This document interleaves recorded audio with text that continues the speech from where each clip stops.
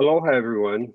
My name is Rob Hack. I'm from the Hawaii Pacific Export Council, otherwise known locally as HPEC. And today we have a wonderful program on exporting to Taiwan for Hawaii companies. We have some speakers from the AIT in Taipei who are joining us, and hence it's 9 a.m. for them, and that's why we're starting this program a little bit later in the afternoon, 3 p.m. Honolulu time.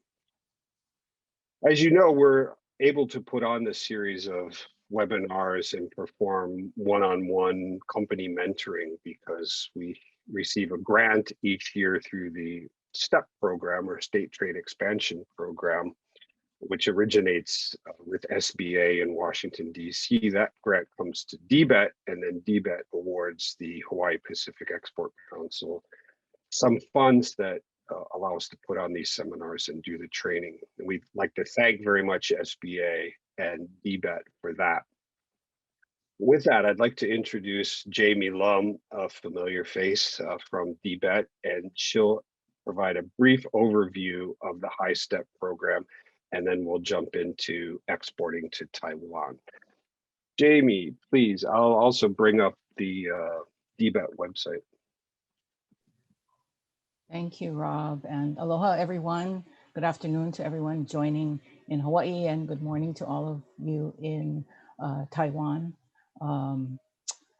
As Rob has mentioned, I'm Jamie Lum with DBET, and we are fortunate, the state of Hawaii is fortunate that we've received for several years now a grant from the SBA for the State Trade Expansion Program, or in Hawaii, we've branded it as the Hawaii State Trade Expansion Program, or HiSTEP. And so our department administers the grant on behalf of the state of Hawaii, but we do work with many partners to put this together, of which Hawaii Pacific Export Council, Rob and Frank, who's on, and Dale as well. We work closely with them and some of our other partners to put the whole program together. So the program is intended overall from the SBA level to increase U.S. exports. So it's open to companies that are brand new to export and those who are experienced exporters looking to further expand. We have three basically integrated components, and thank you, Rob, for putting our website up. Basically, our website is Invest.Hawaii.Gov, and if you go under the exporting tab, you can find all of the information on the HiSTEP. So we have our export readiness, of which this webinar is part of that, and HPEC a big part of that, in putting together these series of webinars that address either export-specific topics or market topics. So we thank them for that. We also have part of, as part of the export readiness, we have one-on-one mentoring, if you will, with some of our partner organizations. So if you're interested in HiSTEP, what I would ask you to do is to go to the registration part of the website. And all it is, it doesn't obligate you to anything. Just give us some information about your company and basically, you know, what kind of product or service you have. There's some indication of what kind of export experience you have, and then we'll partner you with, we'll put you in touch with one of our partner organizations so that they can have at least an initial consultation with you to see kind of where you're at, help you in putting together an export plan if you don't have one, or to help you maybe expand or tweak your existing export plan. So that's how the export readiness works.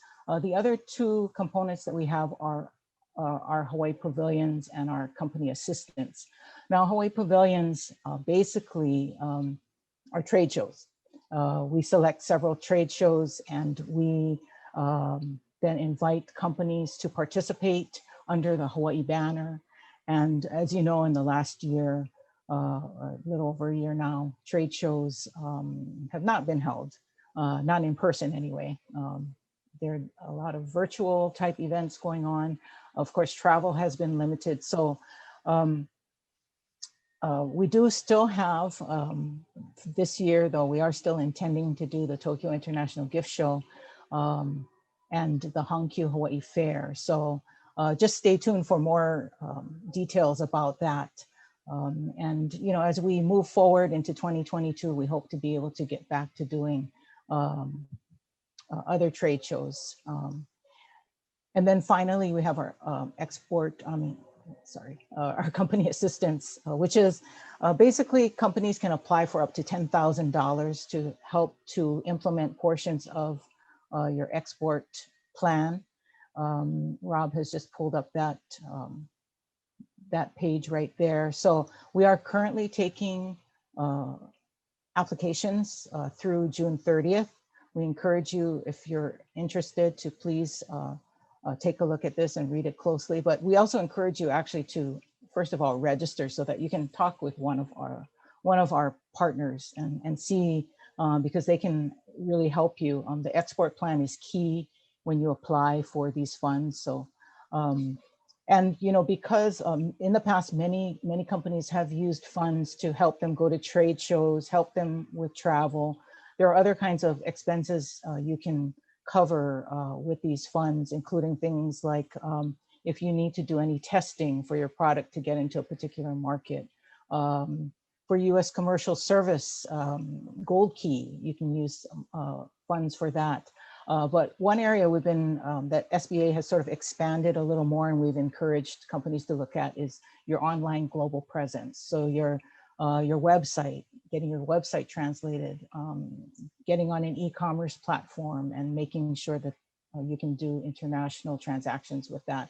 A lot of companies are doing social media in other countries. So those are the types of expenses that SBA will now allow the STEP funds to be used for. And so we're encouraging companies to look at those kinds of things if you aren't already, in order to expand your global sales.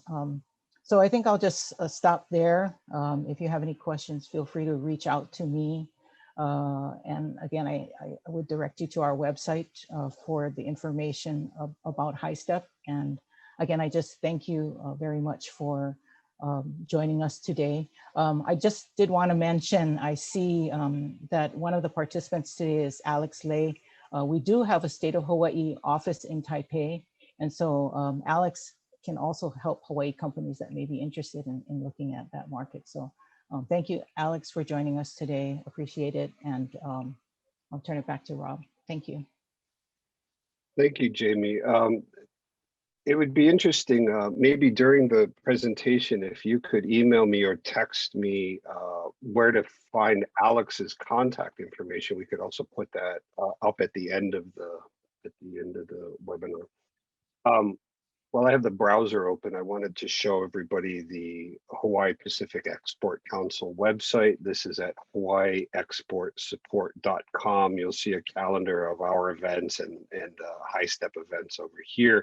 Lots and lots of information here about exporting, including our export guide for beginners to the export world. Please look at that. This recording will be uploaded within a week to our YouTube archive here, and you can find our old list here that goes back now several years of various export related topics. Again, just go to YouTube and search for the Hawaii Pacific Export Council, and you'll see a list of videos here. I'll switch over to the AIT website. And with that, I'd like to introduce our speakers today. Andrew Gately and Emily Scott are joining us from Taipei. Andrew is with the U.S. Commercial Service. He's based at AIT. And Emily Scott is with the Foreign Agriculture Service. And she's also based at AIT. I will ask them as my first question to them, what is AIT? And why is that different from a regular, plain old embassy? So please go ahead. And with that, I've made you a co-host, so you are able to share your presentation. I'm going to stop sharing now. Okay, can you guys, can you see the presentation? We can, and if you, there you go. And If I you think go this to, is- great, All good? looks good. I don't need to see it. Is it, can you see everything, Rob, or no? Yeah, we can see your presentation. Okay, perfect. Yeah, so I think this is a great lead in to your first question. You know, what exactly is AIT? Go to the next slide. I mean, to be honest, it's American Institute in Taiwan, but what the specifics, we don't need you to worry about too much. I'm Andrew. I'm Emily.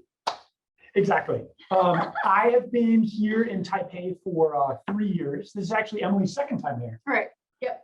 So I was 2012 to 2016 as the agricultural attaché focused on trade policy.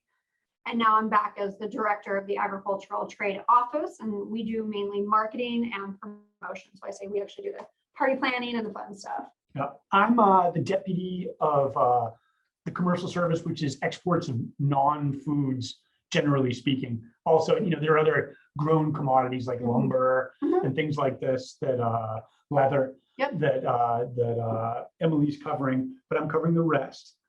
You know, both of us are job creation agencies. That's what we do.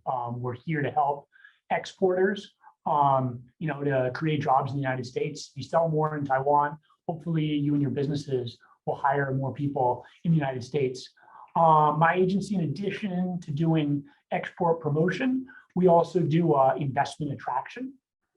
So we try to get here in Taiwan at AIT, Taiwan companies to invest in the United States, obviously Hawaii included. I still haven't answered Rob's question, so I will get to that now. You know, Taiwan is an interesting place.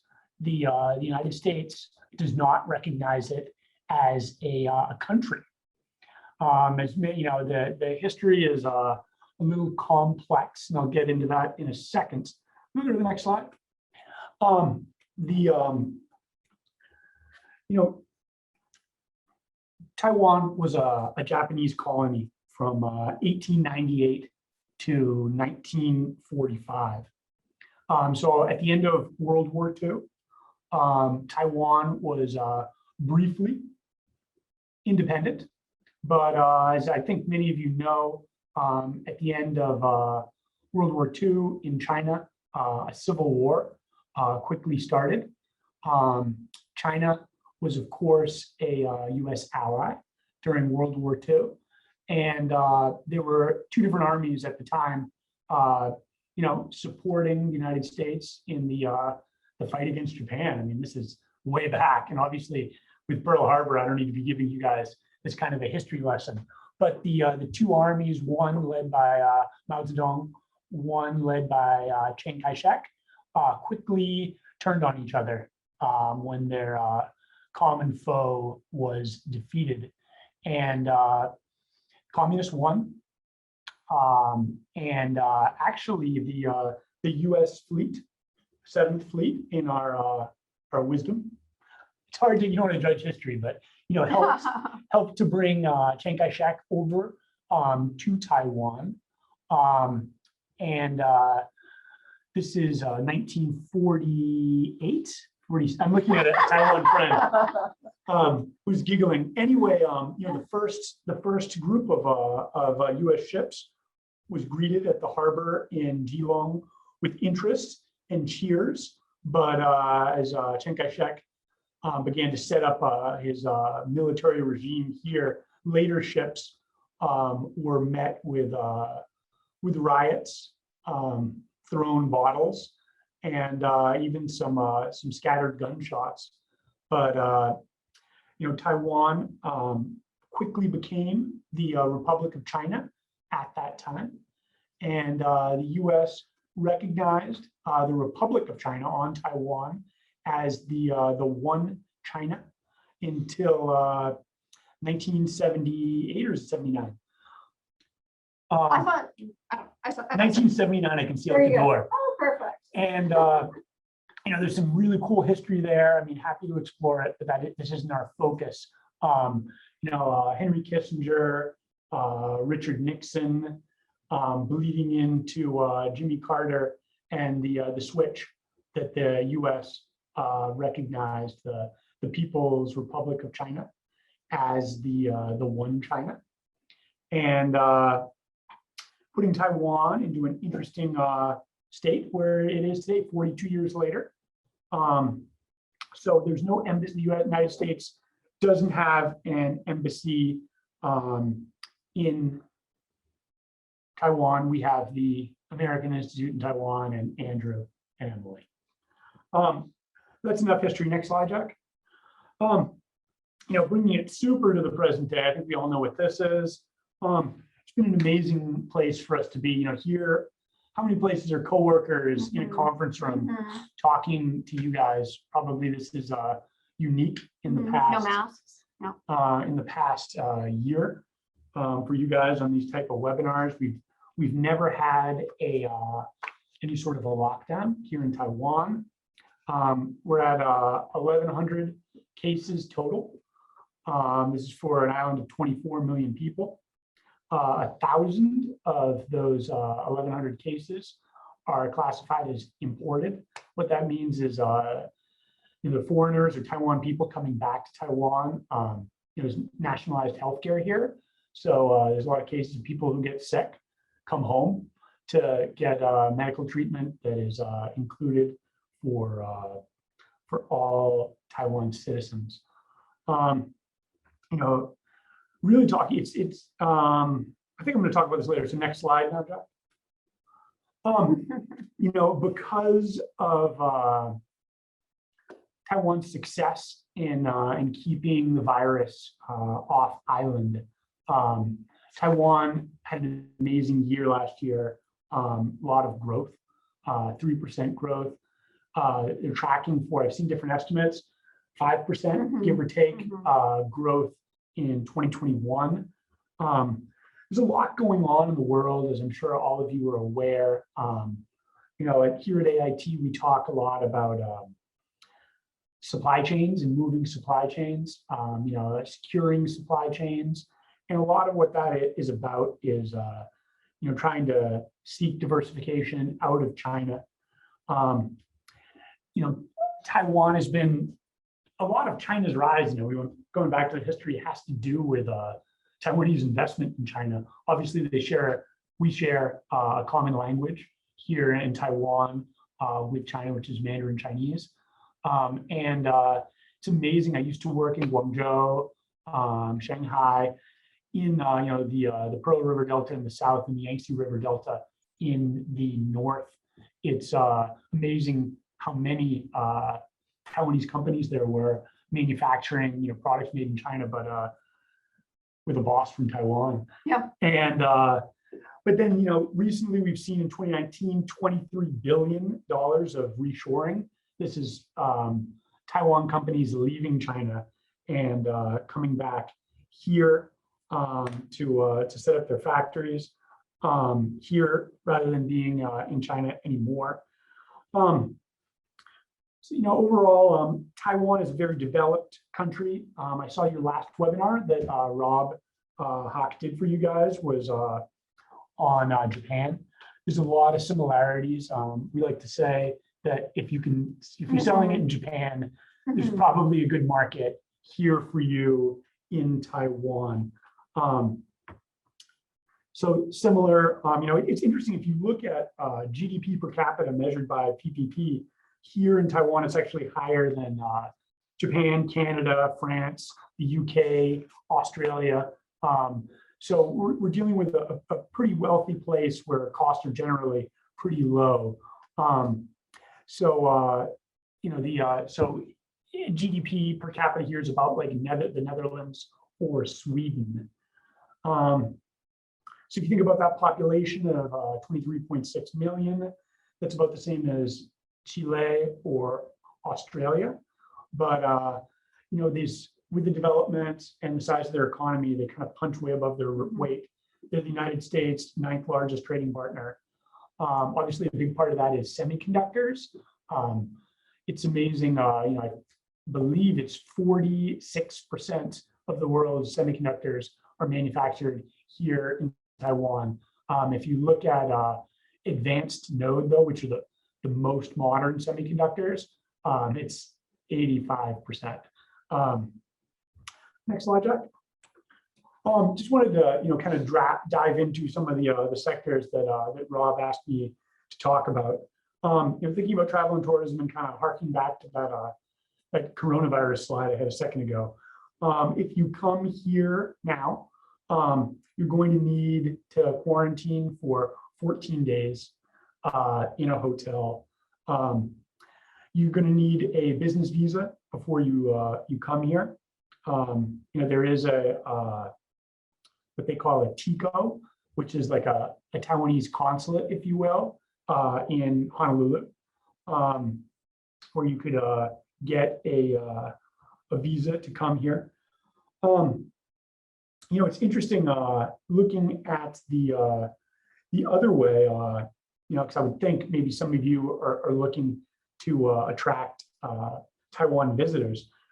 Starting April 17th, your state determined that Taiwan people can enter quarantine-free to Taiwan. It's because of the low rate of COVID here. There are continued negotiations on a travel bubble to have quarantine-free travel both ways. I could talk more about this if you guys wanted. Taiwan is being very conservative. They only have one travel bubble to date with Palau. They've gotten quite a few what we would call concessions in the diplomatic business, in that Singapore allows free entry without quarantine the same way Hawaii is doing, just because no one really has the virus here. No one does in Palau either. And so a lot of people are talking about the travel bubble. I heard Alex is on the call. He can speak really intelligently about this too. In a normal year, 500,000 Taiwan travelers go to the United States. Hawaii is a top destination. There used to be 800 weekly flights between Taiwan and the United States, Hawaii included. Right now, none of both two airlines, China Airlines, CAO. It's interesting, you're in Taiwan and they have the brand of China Airlines, and EVA had daily directs, but neither is operating them right now because of lack of demand. Arrivals from Taiwan to Hawaii in 2019, that's kind of an old stat, apologies, increased 38.3% from 2018 up to 24,000 visitors. Hopefully we can get those direct connections going again. There's a Guam one running right now. It's because United is rerouting because of, which is interesting. But actually, the Guam one's going to go away again soon. They're going to be redirects from on United from SFO. They had been running a daily, but they had to tweak it for the next couple of weeks. Next slide. Talking about education, I like the slide, Jack. Taiwan is the 7th leading source of students in the United States, which is shocking when you think about 24 million people.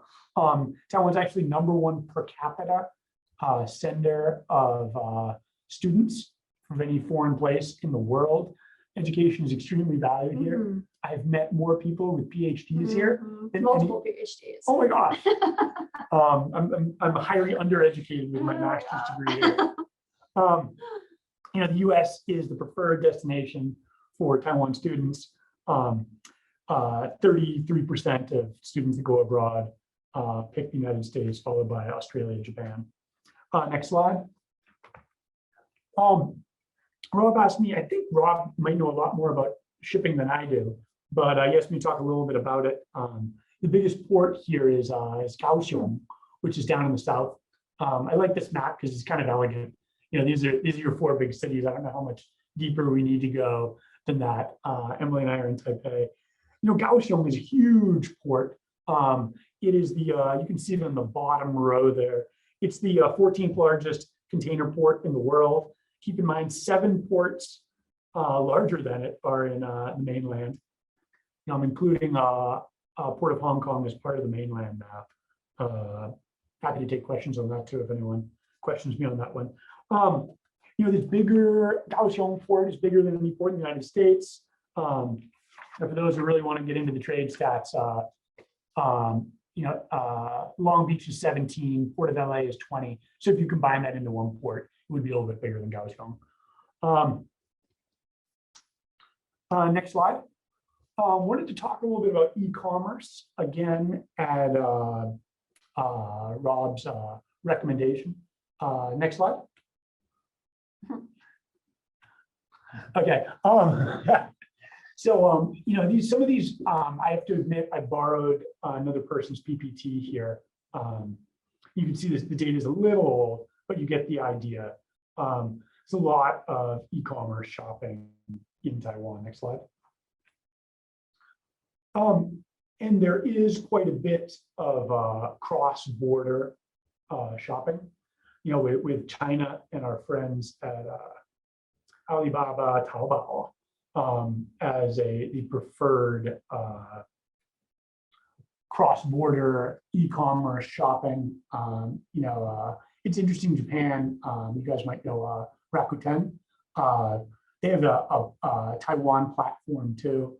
There is, next slide, no local Amazon Taiwan.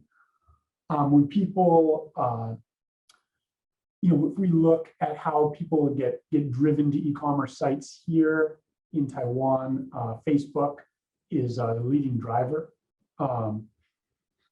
Even still with the the rise of, I don't know, what's that new everyone uses? Where do you post your pictures? Instagram. Yeah, but still, people in Taiwan are still Big using, Facebook. yeah, Absolutely. for sure. I have someone disagreeing with me. This is a very old slide. He probably knows.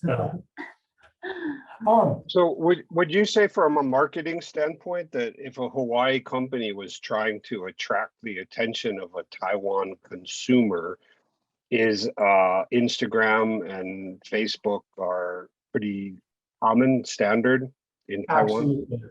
Yeah, Facebook far more than Instagram still. And Taiwan uses the almost Taiwan exclusive messaging app. It's called Line, L-I-N-E, and Line does have advertisements and different channels and pages that people can use. But it's definitely very interesting. Line is owned by the Korean company Naver, but Line is incredibly popular in Japan, and somehow that has spread to Taiwan, which I think is just fascinating. Anyway, Taiwan has a huge cultural affinity towards Japan.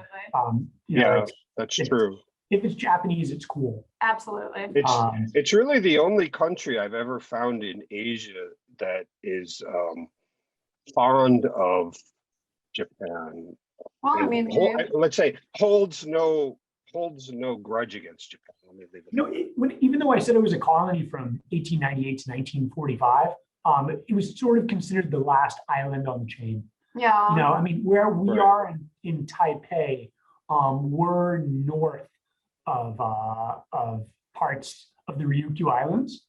If you know Ishigaki, which is a little south of Naha and Okinawa, Emily and I are sitting north of Ishigaki, which is a nice touristic spot, good diving. But I'm dating myself.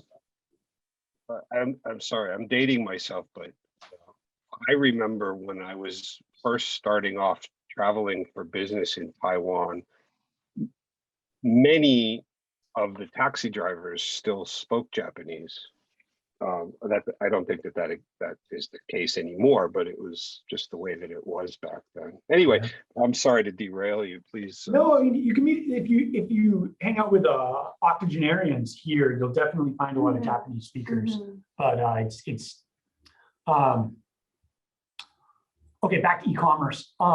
There's a few unique. Credit cards are the way people pay. It's funny, the slide order is a little wacky here. I'll get to have a big message here at the next slide, but stay here for a sec.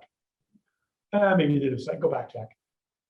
Credit card is the way people pay. It's one thing that is quite unique about Taiwan, though, is how many people have delivery. The last mile is to either a 7-Eleven or a Family Mart, a convenience store.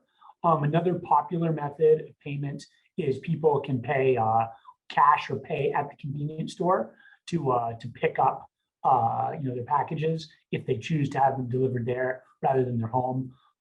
There's so many convenience stores in Taiwan that people do deliver there, and the online vendors work with 7, as we call it, and Family Mart, such that you can pick up there and often pay there with delivery of goods. Next slide.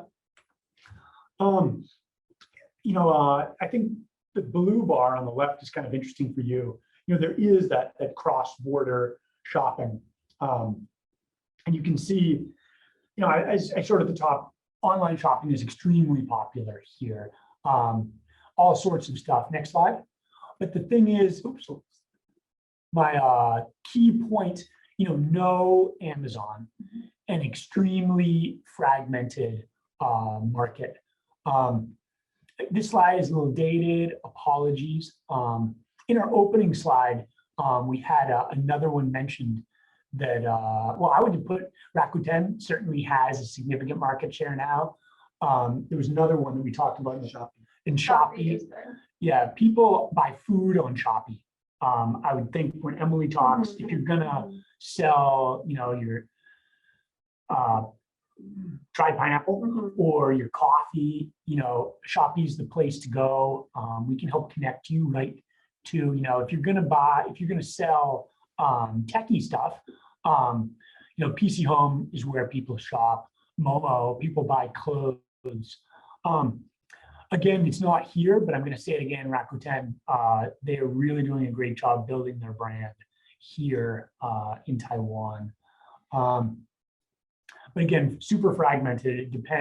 We're happy to talk if you've got a product you want to try to sell it online to make the introduction to the right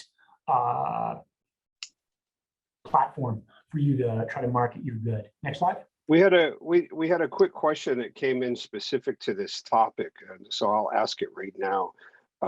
When you talk about Rakuten building a brand locally, is this a Rakuten Taiwan or is it Rakuten Japan? And I think the question, okay, so that there is product stored locally and full orders are fulfilled from Taiwan directly to Taiwan customers. Indeed. Okay, interesting. Great. Yeah, it used to be that the site was popular for cross-border shopping, but then they did invest in the market after my slide. So I kind of stole someone's slide deck. So we can try to get some updated numbers at some point, especially if you guys are interested and anyone contacts us. I think you'll see Emily and my emails at the end of this. Rob's got them. Yeah, so I think if that's okay, I'll turn it over to Emily here. Is that good? We can take questions at the end, maybe. However you guys want. Yeah, that's fine. We'll have the bulk of the questions at the end. Okay, so again, I'm Emily. I'm with the Foreign Agricultural Service here in Taiwan. Taiwan is actually a big, strong market for U.S. foods. They see the U.S. as really a trendsetter, as well as Japan. Absolutely. If it sells well in Japan, it will sell well here. And we see that in the food categories. So go ahead. So just an overview of the geography of Taiwan. My colleague, Andrew Gatley, kind of commented on the geopolitical situation in Taiwan, but the geography of Taiwan kind of tells the agricultural story and speaks to why Taiwan is so dependent on imports. You have an island that's about the size of Maryland, with 23 million people just compact in those cities. And they are so compact because if you've ever been to Taiwan, you know this, but there is a huge mountain range running down the middle of the island. I think there's about 30 peaks over 3,000 meters, which makes it actually the second most mountainous nation after Nepal. So what that means is that there is not a lot of agricultural land. Here we see agricultural land is about 22% of Taiwan land, I think that's a generous definition, to be frank, because you can see then in the lower right-hand corner, we see how much land is fallowed or not in production. So overall, we see that Taiwan is a heavily populated island, a lot of people, and not much ability or room to feed their own population. So therefore, heavily dependent on imports. Okay. Kind of speaking to that, average farm size for those of you who are in agriculture is only about 2 acres. Can't grow a lot on 2 acres. Taiwan is self-sufficient in rice, some fruits, pork, poultry production, seafood. But with that, they still look for imports, even of those products. While they're self-sufficient in fruit production, for instance, they are also the world's #1 consumers of fresh fruit. So even though they can produce enough, they still demand a massive quantity of fruits coming into the island from other nations. And up here, top right, we do see the calories available on the island are not what they need to feed their own people. So about 70% reliant on import, 70% self-sufficient, but heavily reliant on imports. Okay. So who is Taiwan getting their agricultural products from? USA. So yeah, it's a good story. They are good trading partners. This is a relationship that has been built over generations, and it's a relationship where in general we trust each other. It's a strong market, it's a transparent market, and it's a top 10 market for many US commodities. This is where Taiwan, US agricultural export countries. So Taiwan is the United States' 8th largest market for agricultural exports. It's been about the 8th largest market for several years. We see the Netherlands here, but really you can say Netherlands and you actually mean all of the EU. The Netherlands certainly not the highest per capita consumers that slide would reflect. So again, Taiwan is a hugely important market for US agricultural products. So there are, despite good, strong market, there certainly are challenges, but areas of cooperation as well. One area of interest potentially is last year, approximately exactly a year ago, the United States and Taiwan signed an organic equivalency agreement. And what that means is that product that is certified as USDA organic can be exported to Taiwan and retain that USDA organic label. And that's really important to us because that label is valuable. So as products are marketed as USDA organic, as they are labeled as USDA organic, they command a higher price point, as they should. And also this equivalency. Yes, go ahead. That's very important. That's very important for Hawaii. Yes, it's important for Hawaii products. Yeah, it is important. The USDA organic label is extremely valuable. And it's important that our farmers be recognized for the extra work that they do. So also that equivalency arrangement has technical components which facilitates the actual import of organic products. So it's not just the marketing side where products can be labeled as organic, but there are technical components to facilitate the trade itself. We are always working on maximum residue levels. That's always a point of discussion with Taiwan. So pesticides, herbicides that are approved in the United States sometimes have a different approval limit here in Taiwan. But the communication on these issues is open. We're frequently engaged on these issues. One of our most challenging topics in the last 30 years is around 20 years, I would say, is market expansion for US beef and pork.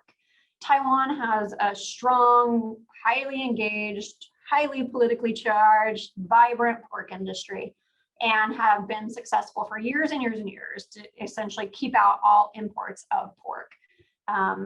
This has been a point of contention for us, for agriculture, for USTR, our attorneys.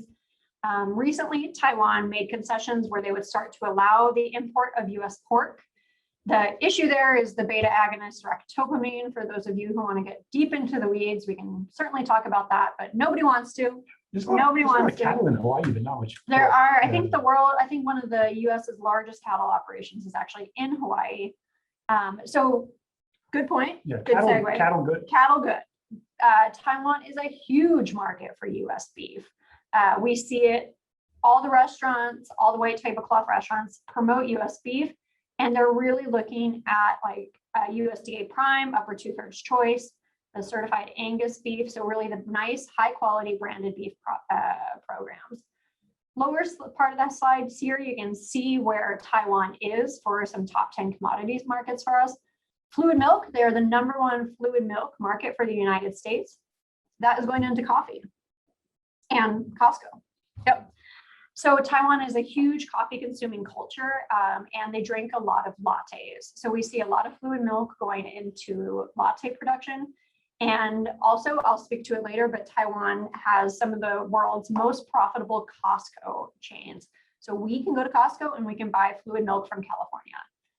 Poultry is doing really well here, even though Taiwan has a strong poultry industry. Lobster, if Hawaii produces lobster, I don't think you do. I'm pretty sure you don't. But if you ever, no. You could brand Hawaii milk or Hawaii beef. I've never seen that here. Oh, you could brand it. I think Beef Coffee. you could brand. Hawaii does produce lobster. There you go.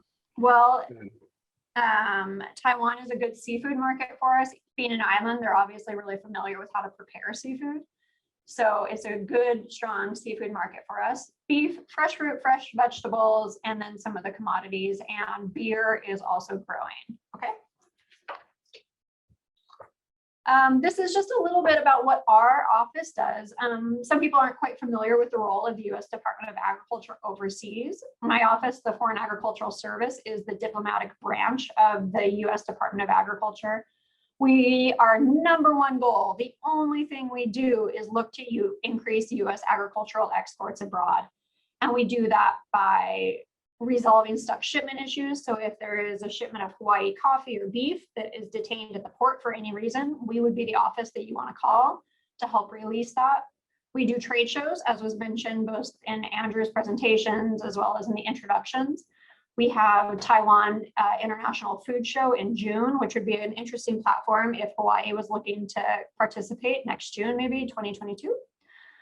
Again, huge market for US pork and beef. Mainly beef, organic. On our side, we do radio promotions. I did a craft beer festival, seafood demonstrations. So really, we are the marketing, promotion, trade policy branch of the USDA. Can we stay for a second on that food show you were talking about? Because Yes, a absolutely. lot of our companies travel to FoodX in Japan every year. Okay. And I'm just Okay. curious, what that food show, is it just, food is a very broad term, but is it focused on any particular kinds of foods, or do you have any experience with that show? Yes, I do.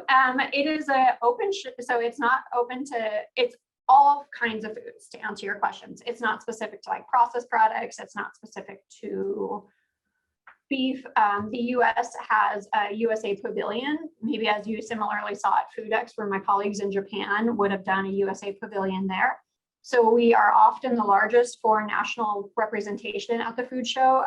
Our United States and Japan are usually the largest ones, but we are the largest. And for instance, we will have a lot of state agricultural associations presenting. And if Hawaii is ever interested in that, actually, the Taiwan Ministry of Foreign Affairs, their office, do provide pretty strong subsidies to encourage states to present at the trade show. Taiwan does a lot of soft power initiatives, and this is one of them. So if Hawaii is ever interested in collectively presenting at the Taipei International Food Show, we would be happy to make those meetings, and you guys can figure out the finances behind that. Because for instance, we have the ASOA, which is the American State Office Association. They have about 10 representative offices here. So the states including Washington State, Wyoming, New Mexico, Missouri, and others will probably each have a representative booth there where they're selling or demonstrating products, gins, dried beans, spices, dairy products, lumber products even. And the show is essentially B2B. Go ahead. Is it pretty straightforward to get samples of your products from Hawaii into that show? One of the the complaints of FoodX is that it's not the most straightforward procedure getting samples into Japan. I'm just curious if you know anything about that. Well, for a lot of them, it's the state representative that has an office here that facilitates that. But I hear of problems if they happen, and I don't hear of it often, if that makes sense. So that is good. But again, that's what our office would do, is we're happy to help. We would want to explain to the Taiwan authorities that these are sample products, not for retail sale, and work with anybody who is interested in getting those products here. Absolutely. Great, great. And that show is usually in June? It is always in June, except for in 2020 when it was in December because of COVID. But yes, this year it is June 23rd through 26th. Here in Taipei, and then in 2022, I imagine it'll be approximately the same time of year. So happy, if anybody wants, you can please feel free to email me and we can tell you a little bit more about what that show looks like. We can send you reports, and I would say probably put you in touch with the colleagues on the Taiwan side who could financially facilitate placement. Great. Mm-hmm. So a little bit about the Taiwan consumer. So who are you targeting in this? So this is what the Taiwan consumer is consuming. This is, so you can see from here, it is for the United States. This is US products, a lot of beef and beef products. These are high value commodities. For the beef and beef products, it really is like USDA prime, upper 2/3 choice. So a lot of high-end products. Very valuable. Taiwan is really into the dry age trend right now. So beef that has been dry aged for 120 days, but they also do a lot of that dry aging on the island. Fresh fruit, poultry, processed products, again, dairy, tree nuts are doing well. We see a lot of hops production here, or a lot of hops imports going into Taiwan craft beer production. And we are certainly trying to introduce Taiwan consumers to more US beer and wine products. Okay. So this slide, you wouldn't first glance really think it's as interesting as it is. But what we see here is that in about 2009, wheat consumption overtook rice consumption. And what that means is that is a direct result of Western influence on the Taiwan culture and diet. So where, of course, Asia tends to per capita consumption of rice be very high. Asian diets tend to lean into rice. What we see is US wheat coming to the island and making an impact on the culture and what the Taiwan consumers look to consume. So that wheat is going into pastry products. Taiwan has a huge pastry industry, as well as just the very familiar Western diets of bread and pasta. So this is just a cultural slide more than even a consumption slide, where Taiwan is really looking to the West and to Japan, but definitely to the West as where do the food trends come from? What should we be eating? What is cool? But this was really of interest for us. Thank you. These are our best cross-buy categories. Taiwan snacks, they snack a lot. They eat all day long. It's pretty funny. You go to the grocery store and there's multiple aisles of snacking products, processed products, chips.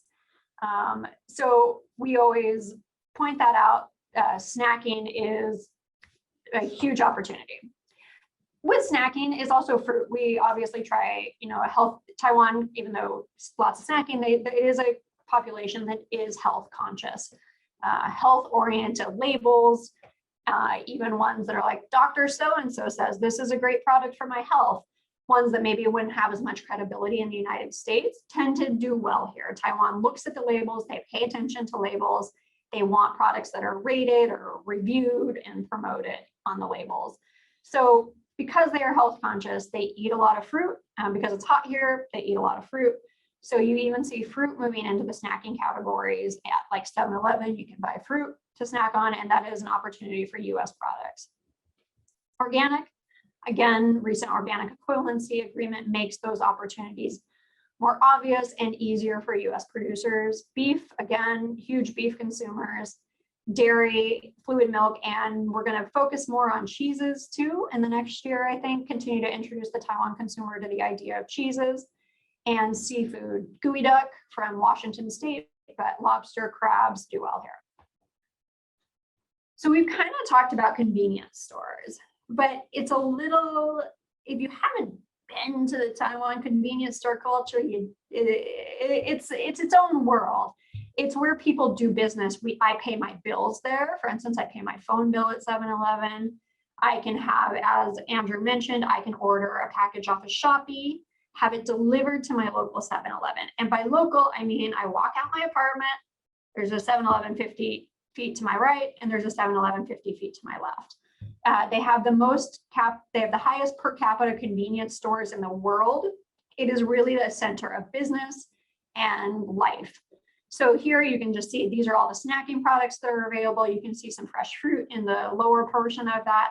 But people go here for lunch, grab a snack, or often these 7-Elevens have like a little seating area, almost a cafe style. So those are real opportunities for US exports. Costco, this is a very average picture of Costco. They are intense. There's 15 Costcos on the island, and they continue to expand. As I mentioned, the Costcos in Taiwan are some of the highest performing, highest revenue generating Costco stores in the world. Number one in the world. I have heard that. Yep, Yeah. absolutely. And you can I'm see glad, why. I'm glad you bring up Costco. Okay. This is great. This is great. On my last trip to Taiwan, I did spend some time at one of the Costcos in Taipei, and I was amazed at how busy it was, but how well it flowed. And Yeah, people aren't put off by it. It's a real, maybe just me some days, but they're very busy stores. no, it's important because many of our Hawaii companies have made inroads into the Japan market through Costco Japan, and in the past several years, Costco has become an integral part of the Hawaii economy, and everybody in Hawaii, I feel like, shops at Costco either through want or through necessity. And lots of local products from Hawaii get exposure even to the local audience through Costco Hawaii. So those connections have helped companies do well, as I said, establishing a beachhead into the Japanese market through Costco Japan. And so I'd like to just stay on this topic for a second and think, how can our companies do the same in Taiwan, maybe starting first in Costco Taiwan, and if you have any advice on that or just comments would be. Andrew, you might know, I think, so these Costcos, the Costcos in Taiwan, I think they still have to purchase X% of their products from Costco USA. Yes. Yeah. I mean, you see the Kirkland brand Right. everywhere, and it's all So from the US. these are not the relationship for Costco Taiwan. I don't know the relationship between Costco Japan and the United States, but Costco Taiwan is a real source of US products. I think they have to have a majority of their products purchased from Costco USA. So what we've done, for instance, is we have facilitated meetings for people who want to meet with Costco. We know the respective retail sector representatives. About 2 years ago, it sometimes takes a while. Costco is a big company and they make big purchases. So sometimes those negotiations are long. But for instance, in 2019, our office held an agricultural trade mission where I think about 50 delegations, companies, individuals from the United States came to Taiwan and had a series of meetings. In that, one representative who was bringing roasted coffee from the United States, they met with Costco. Then those contracts continued, discussions continued, and now they shipped containers of coffee to Costco Taiwan, and it's been a big success for them. So if anybody is interested in that, I would absolutely say get in contact with our office as the first step, and we can walk you through that. But I think is, good to be able to have the in-person meetings and be prepared for long discussions, but they can certainly be profitable. I'd reiterate what Emily just said. I think there's several things I just want to emphasize. Please, Number please. one, there are decisions made by the local Costco's on products that are imported. Number two, the lengthy discussions and the S at the end of the word containers that Emily used. You have to be ready if they're going to introduce a new product for you to pay to do in-store promotions. Yeah. And it's like a shelving fee, a marketing fee. I don't know what they call it there, but you run into that a lot with retail pharmacy chains and 7 and 7-Eleven and Family, which is Family Mart, those convenience stores.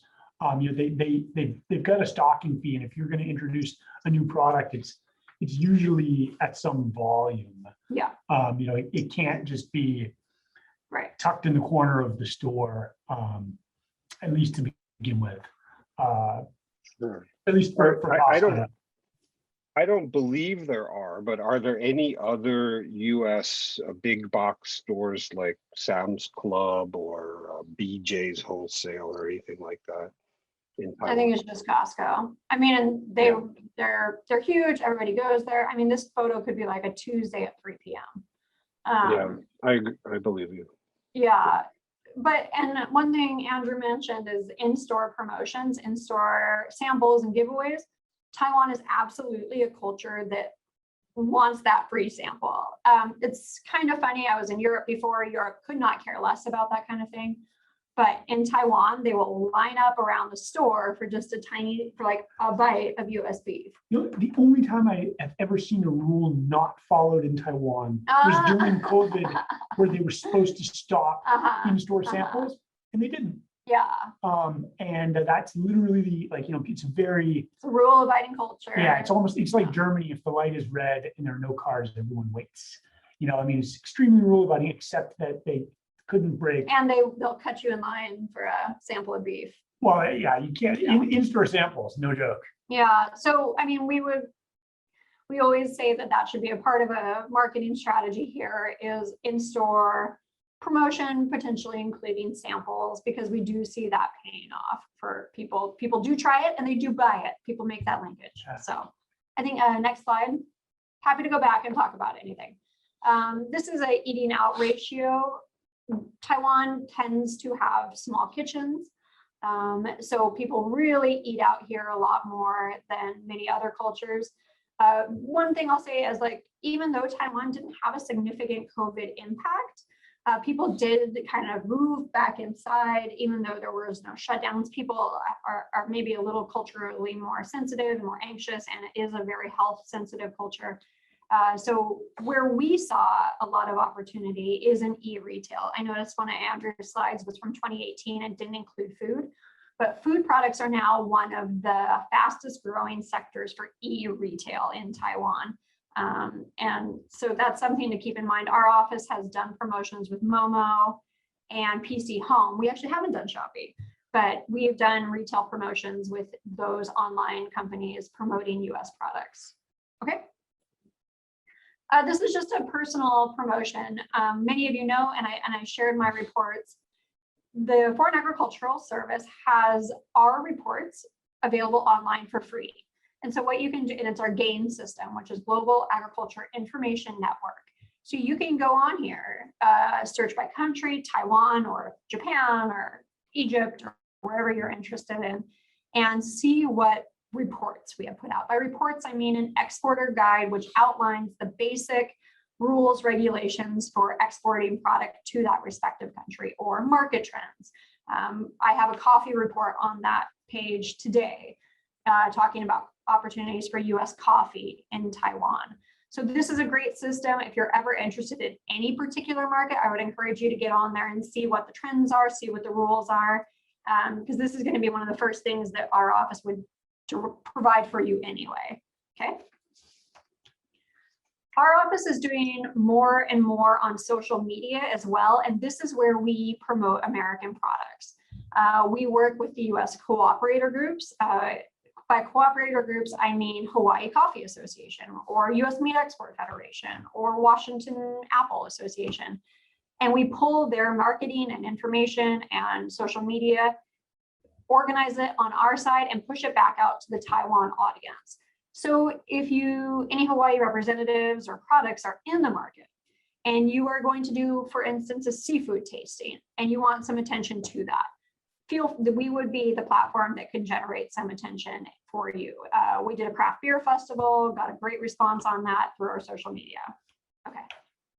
Just contact us, Andrew Gatley, Emily Scott, and we are here to help for food and non-food products alike anytime. We can leave it on there, but I think that's all we have on our end, and we'd absolutely throw it over to Hawaii for any questions you have. We can give you the image of us, right? If you, for Yeah, a sure. chat. Yeah. Can you change it from the presentation The just to, camera. To which one? the Camera. camera? Great. Just Okay, cool. That was a wonderful presentation. We have several questions that have come in. While we're doing that, I'm going to share the web browser. I was looking at some things while you were speaking. I just thought I'd bring up for the audience this FAS gain that you were referring to. That's the website. Yeah, so you would there. just go to the search function. It's pretty simple, so we're right there. It's easy, and we try our best to put out timely, useful information. Great. I really think that many of our companies will be interested in this Taipei International Food Show. So I found that website is very easy to find. And you're absolutely correct. It's June 23 to June 26. I suppose this year is a little quiet, but we'll be back with a vengeance next year. The show, here's your yeah, Taiwan doesn't have we don't have the COVID restrictions. So while international participation of travelers may be maybe limited, the show itself will be big and vibrant. And we do have people that navigate the quarantine, and Taiwan is producing their own vaccine eventually someday. You guys could come. I mean, you'd have to fly to the mainland and then or to Guam, and to get here, then you literally have to spend 14 days, and you have to make sure you get a visa before you come. So I think we're on a pretty short fuse. But for 2022, absolutely, we're well timed to make those plans. You mentioned earlier a visa, but to my experience, I've never once needed a visa to get into Taiwan. Just during COVID. It's just COVID. Oh, I see. It's a new thing. Hopefully it'll go away. Because Taiwan. Wow, I did that. Taiwan hasn't been able to acquire vaccines. Few 100,000 doses of AstraZeneca. So no one here is vaccinated. So they still have to be extremely conservative with letting people come here. Before I move on to some questions, is there anything you would like to point out about AIT on the website? I'd much rather answer questions. Happy to make this as useful as possible. Yeah, I'm Very sure you good. can I'll just find keep on this. that website. You don't have to dig around. No, I'll just There's a keep this link. on in the background. Okay. So here, I'll go through questions sort of one by one as they've come in, and there's several. Shipping cost, this is from Hawaii, right? So bear in mind, we're just some small islands here in the middle of the Pacific Ocean trying to export to Japan, Korea, Taiwan, China, wherever. And shipping costs can be extraordinarily high for us, particularly if we're shipping just one or two or a few products, small products to somewhere in Taiwan. The cost of shipping could be certainly higher than the cost of the product itself. So a lot of our questions that we deal with export related have to do with the logistics of things. So the first question, I gave you the background for that, is shipping cost to and from Taiwan, from Hawaii, is still significantly higher than from China on e-commerce. Is there any trade negotiation or treaty being planned between the US and Taiwan to resolve such an issue? Well, I think we would love to see a trade agreement. Yeah. It's not my decision. I mean, It's not- Taiwan has been pushing hard for one. Contact your congressman. Hey, There's been a lot of support in the U.S. Congress since we've been here. We've seen, over 100 Congress people and over 50-ish senators, writing a letter to the former USTR Lighthizer to look at doing trade agreement with Taiwan. Taiwan has said they're ready for a world-class free trade agreement. Yeah, we'll see. I mean, that's exactly right. That's great advice, because these, for instance, the tariffs have to be negotiated through a proper trade agreement. We can't just lower tariffs. And some of our most entrenched trade issues, most difficult trade issues have to be negotiated through a formal trade agreement. So absolutely, if you want a trade agreement for Taiwan, that is out of our hands, but we would love for you to encourage that support. We agree. Rewinding back to the question on shipping costs, there used to be at least 2 daily nonstops, one on Cal, China Airlines, and one on EVA to Honolulu. It's been interesting to watch how that's, even going to the Taiwan post office right now, you actually can't mail a first class letter to Hawaii right now because they were dependent on those flights. And Sure. it's just interesting, that those links have been cut off. Let's go. Why don't you guys go get vaccinated? Let's get, herd immunity going on your islands. You guys have been doing great. Taiwan did negotiate the bubble with Palau.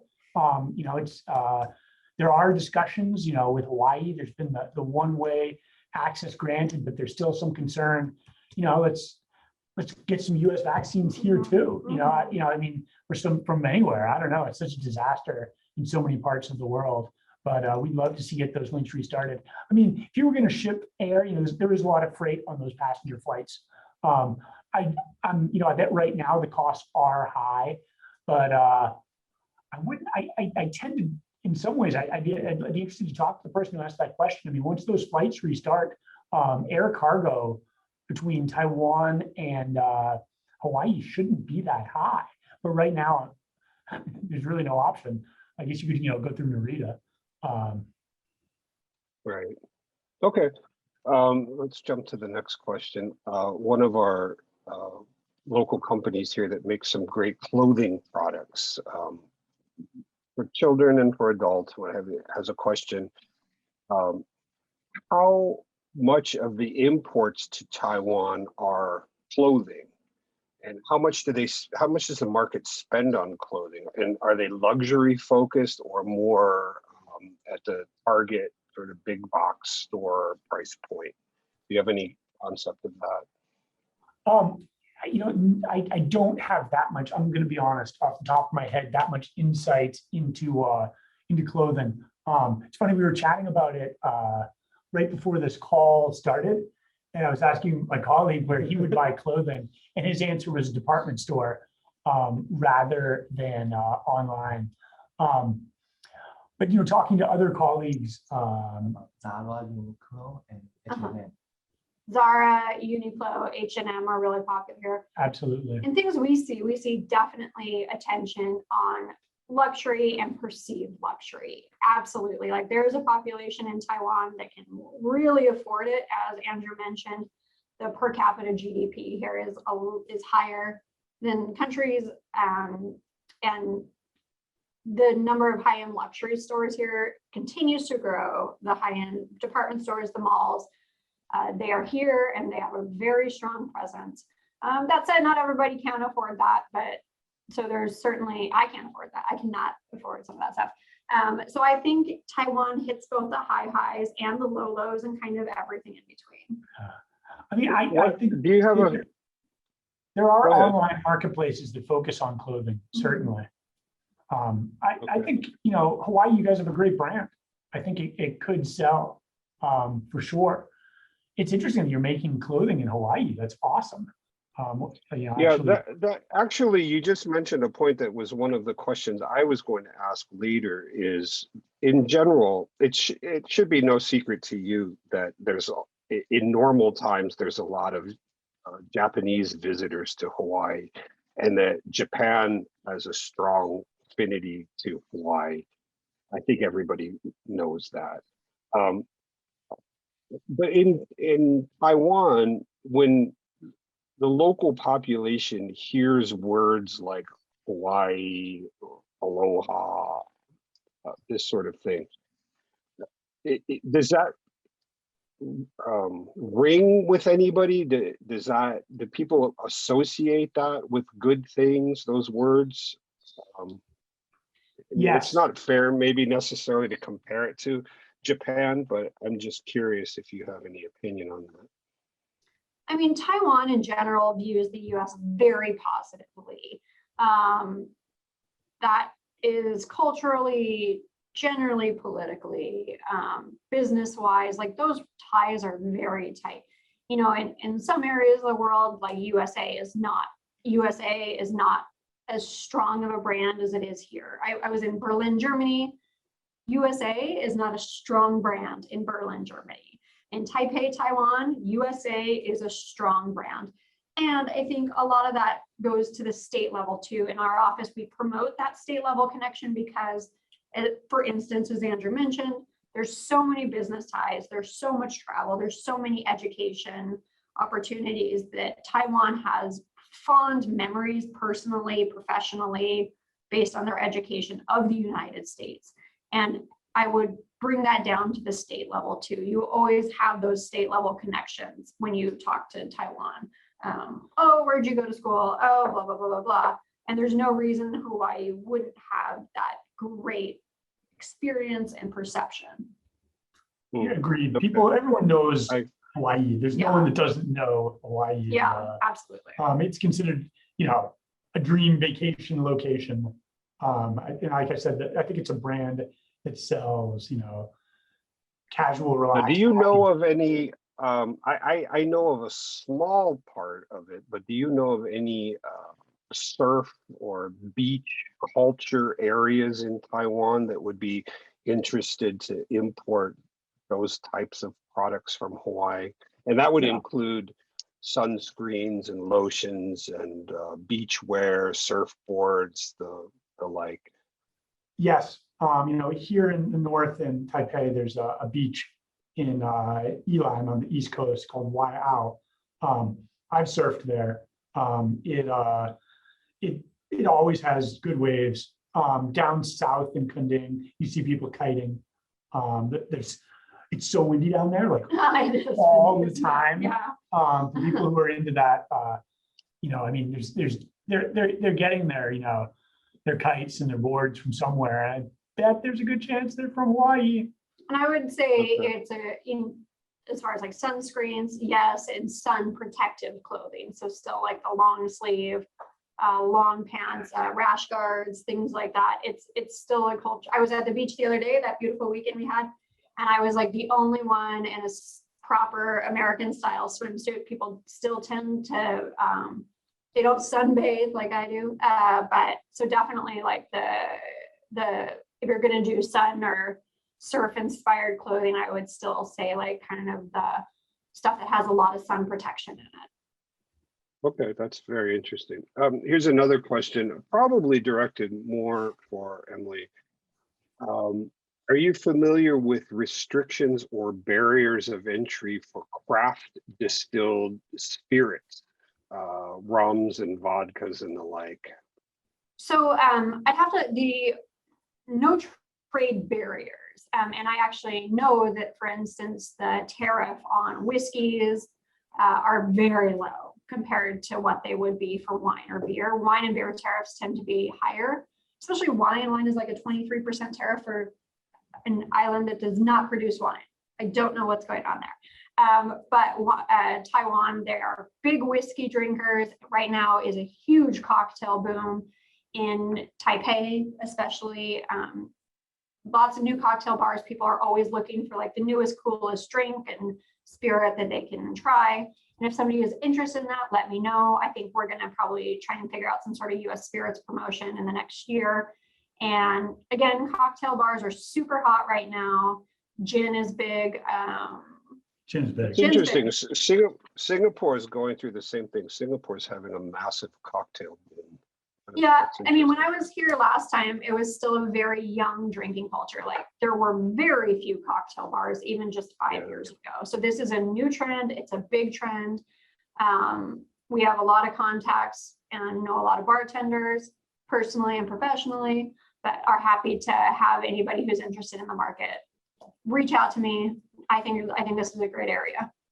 Scotch Oh, that's whiskey good. consumption per capita is the It is highest really in the high. world. Yes. The highest in the world. Yep. And I think people are open to segueing to other spirits. Yeah, I mean, I think Taiwan is the #2 McClellan market after the United States. For Scotch, it's unreal. Scotch Wow. and whiskey are huge here, but that's a little older drinking culture. And what we are seeing in the last 5 years is actually a younger drinking culture emerge. Yeah, of other spirits. Right. Interesting. Okay. This is a totally different question. How's the recovery of tourism in Taiwan? And are people traveling around Taiwan rather easily? You mentioned that there's been no lockdown, but are Right. people So it's still not really moving around recovery pretty easily? here. Yeah. Once you're on island, you can travel freely. Yeah. Public transportation is required to wear a mask. High-speed rail required to wear a mask. Domestic flights. So, there was a lot of concern about hotels, but some of the hotels, particularly outside of Taipei, they've been doing really, really They've well. been doing well, and you see a lot of hotels offering like staycation packages because Taiwan, it's again a population that has money that is interested in other cultures, and right now they can't do that. Did you know the EVA Airlines thing that they did where you could pretend to go on the plane and pretend to travel? They even had a round island flights. Yeah. Some were just pretend. So people are very keen to tour, and that includes within Taiwan, and to have their normal experiences on the island. But yeah, no, foreign tourism though has not bounced back. No. I don't know if that was part of that question. No, I think it was local. Okay, one more question on supplements. My experience is that Chinese culture was quite amenable to taking supplements and what have you, but I'd like your opinion on Taiwan. But we have a question specifically through importing of supplements and what Taiwan FDA type loopholes are there to get around and jump through? Can you walk us through the process of importing something like that? Yeah, it's a little more complex than many U.S. exporters might like. There are for supplements maximum daily doses of various things, like even vitamin C, such that some people end up having to change their formulas because they might have too much of something as innocuous as vitamin C. There are pretty strict labeling requirements for supplements that tends to be a little bit of a barrier for some people. The written Chinese is different here than on the mainland. So you do have to work up a different label. But as long as your levels of your vitamins and things in your supplements is not that high, and you're willing to make an investment, it can be a great market. You can even make some interesting health claims on labels here that I've not seen in other markets. Be able to necessarily make them in the United States. I know you can say things like, "This is going to make you prettier," Yeah, and things like that. and people like those labels. Oh yeah, really. As I kind of mentioned, if the product says like "good for you," makes you prettier, makes you younger, makes you smarter, they maybe don't have to have the backup that the U.S. truth in labeling law requires. And people look at that. For instance, wine, the points on a wine bottle are very much appreciated. It's like, oh, it has points, perfect. Like it's not a thorough review of those points or those labels, I would say, but just the fact that they're there. And Andrew covers supplements, but absolutely, I think there's a strong market for any health associated item. For instance, this is a huge market for US ginseng, and it's labeled with all the health claims. So it's a huge market for ginseng. If you have maybe a simple product like ginseng or some sort of nut or berry that you think could theoretically have health claims, this may be your market. We've even seen some weird things though with water. Is there I some, believe it. because there can be, it's a mineral water, and there are high percentages of various minerals in it, and that's precluded some U.S. waters from the market, Yeah. which is interesting. So there are maximum. It's like your residues. And they take it seriously. Yeah, Like maximum levels of absolutely, things, and you do get testing. Uh-huh. When you're importing things. Like I said, for supplements, stocking fees at retailers tend to be high. I have a colleague, Wendy Tien, that works a lot with U.S. producers of supplements, and I know she'd be super happy to have a one-on-one conversation with anyone. The potential is there, but there's some squirrely little details sometimes. But people are having success. Okay, great. Let's see, a couple of other quick comments. Following on from that question we just had on supplements, we have some fantastic companies here in Hawaii that make some really great products for the skin, sunscreens and lotions and what have you. And some of these products, I don't know if you're aware, but we have some new rules in Hawaii about what sunscreens can contain that do not damage the reefs and coral. And so I think it's quite leading edge in the world that it's our restrictions here are quite strong now. But I'm curious, importing products like that to Taiwan, how difficult, or I'll be optimistic, how easy is that? I'd be happy to explore that with you. I'm just thinking, about that one travel bubble Taiwan has, Palau. Sunscreen with titanium is 100% banned in Palau. Because of problems they had with their reefs, with the number of people that slather it on and don't wait a minute and climb into the water. There's awareness of those issues on sunscreens. Again, my colleague Wendy has helped people in Utah and other places that are doing skin creams and exporting US-made creams. Sunscreens, we haven't done anything specifically with since I've been here. I suspect there probably would be some, like I said, on probably a standard for everything. It's a pretty advanced society with a TFDA, Taiwan FDA, that's pretty rigorous. I bet there's a maximum level for things like titanium and other things in sunscreens.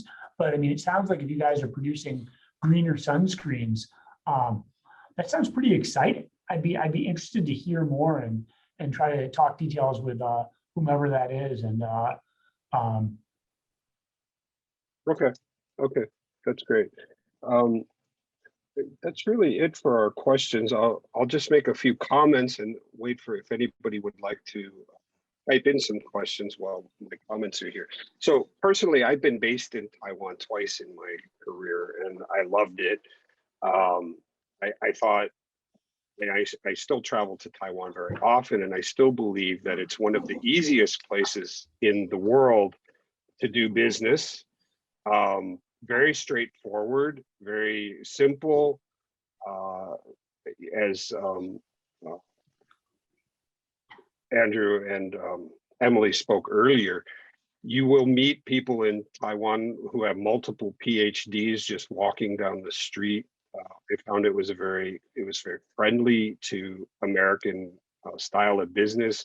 Lots and lots of people from Taiwan were educated in the US and have an affinity to parts of the US and know more about parts of the US than you probably know, because they went to the University of Florida or Kansas or what have you. Very interesting in that way, but I found it was very easy for a foreigner to move around Taiwan and just do business. There was plenty of English, but if you studied Chinese at all, even a little bit would get you a very long way. And I strongly encourage our Hawaii companies to get involved in the Taiwan market. As we mentioned earlier, in pre-pandemic times, there were daily flights between Taipei and Honolulu, and it was easy to get to Taiwan. It was relatively easy to ship product to Taiwan. Taiwan tourism to the islands was growing. And I just can't say enough about it. I thought that a lot of our companies here are looking at Japan first, rather than Canada or Mexico. And I think if you're really looking to attack the Asian market, that Taiwan would be a little bit more straightforward place to go to first than Japan. That being said, I'm glad you brought up the difference in Chinese, because I've seen a lot of American companies that I've consulted to make the mistake of thinking that Chinese in Taiwan is the same as Chinese on the mainland. And it's not, particularly in the printed form.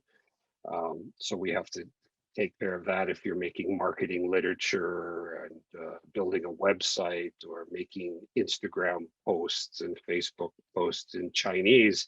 Make sure you're targeting the correct Chinese market for that. Before we jumped off, I wanted to just say hi to Alex Lay. He's from the Hawaii State Office in Taipei, and he was on the call here. And if Alex, sorry to put you on the spot, but if you wanted to just say ni hao to everybody and let them know that what you do there in Taipei. Hello, Rob, Jenny, and Andrew, and Emily, and aloha to everybody. Good morning and good afternoon. Rob, if I may, let me say a few words. I apologize, I have to leave in about 15 minutes. I have the next meeting to go. But thank you for the opportunity to meet with everybody. First of all, State of Hawaii established Taipei office in 1998. And I took this position as executive director since year 2001. And this year is my 20 years anniversary to serving State of Hawaii. And basically the Taipei office function and objectives are the export assistance and investment attraction, education attraction, cultural exchanges, protocol with the sister state or sister county relationship, etc. Like Emily and Andrew mentioned, Taiwan is a great place to doing business. It's a COVID-safe country. There's only 1,100 cases. Citizen awareness and cooperation for pandemic prevention is very strong. And believe it or not, the life is pretty much normal, and compared to, we're very fortunate, compared to a lot of places in the world. Economy is very strong. Like Emily indicated, there's a high interest and demand of foreign products. US is very, very strong. Distributing channel like hypermarkets, people mentioned Costco, absolutely, and department store, and there are more than 5,000 convenience stores throughout the islands. So convenience store may be a good entry point to get your product over Taipei, Taiwan, and that is a 24-hour service. It's like every corner in the street you see a convenience store available, open 24 hours. Pre-testing program between State of Hawaii and Taiwan. There are 11 hospitals that signed an agreement last month. And the next step will be negotiating and for travel bubble between State of Hawaii and Taiwan. If that happens, we hope that China Airlines flight can resume the flight to Hawaii on a weekly basis. As far as export assistance for State of Hawaii office in Taipei, we are doing a market research for a Hawaii company, collecting data, identify potential partners for you. And we're also working very closely with import-export associations.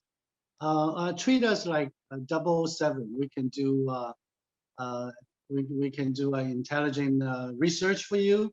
to find some information that would be helpful. Of course, if you are in town, we can accompany you or we can help you to do the meeting arrangements as well. Before I leave, I'd like to suggest for our Hawaii company to consider Taiwan very strongly. Like our friends at AIT are saying, the image of Hawaii or Aloha is extremely strong. They are a tour bus, transportation bus company in Taiwan that named themselves Aloha Bus. So, they're a hula club in Taiwan, very popular for hula learning and dancing and practicing. One of the questions that audience is asking, with the music, Hawaii performers will be successful launching in Taiwan? The answer is yes. There was a concert performed by Hawaii musicians. Also, we work very closely with Council of Indigenous People, that cultural exchanges, attending their fairs, seminar and workshop, etc. Last but not least, the online shopping is extremely strong, so Hawaii company can take advantage on that. My next suggestion is find a good local partners to work with. And Taipei International Food Show, we've been attending over 20 years. Absolutely, a great platform to introduce your product to the marketplace. The last things I like to mention is perhaps Hawaii company or association can work with DBED and Taipei office to conducting a virtual mart, online virtual promotion, like the one we did last year. It's a cooperation between DBED, Hawaii Coffee Association, with the support of AIT. Thank you, Emily. You personally present there and delivered a remark. We did a virtual coffee mart. There were about 9 Hawaii grower company attended. We invited about 40 very well-known Taiwan vendors, coffee shop owner, chain store, home shopping channel to physically present in Grand Hyatt Taipei. And in the beginning, there was a presentation. There was a presentation by Hawaii growers and also sample testing at the end. That created a very good sales leads and very good promotion. So during the pandemic time, although we can't travel to meet and greet, to visit each other, but online promotion for products is absolutely a way to go. Thank you. Great. Thank you so much, Alex. And with that, I think I will wrap this up. I'd like to thank very much Andrew and Emily for joining us from Taipei. Jamie, of course, from downtown Honolulu. And if there's any further questions, you can email them to me or text me anytime. I think everybody has my number. I will make the presentation available to anybody who asks. I'll send that out in PDF form. And again, a recording of this video will be on our YouTube channel in about a week. So signing off from the Hawaii Pacific Export Council, this is Rob Hack, and we'll see you again next month. And following, actually, before I quit, I should mention, we had talked about virtual trade shows. We do have a virtual trade show specific event on August 5th at 9 a.m. So please look out for that. Thank you, everyone. Mahalo. Thank you. Have a good day. Thanks, everyone. Yeah. Bye-bye. Sai Chien. You're a great room. Aloha.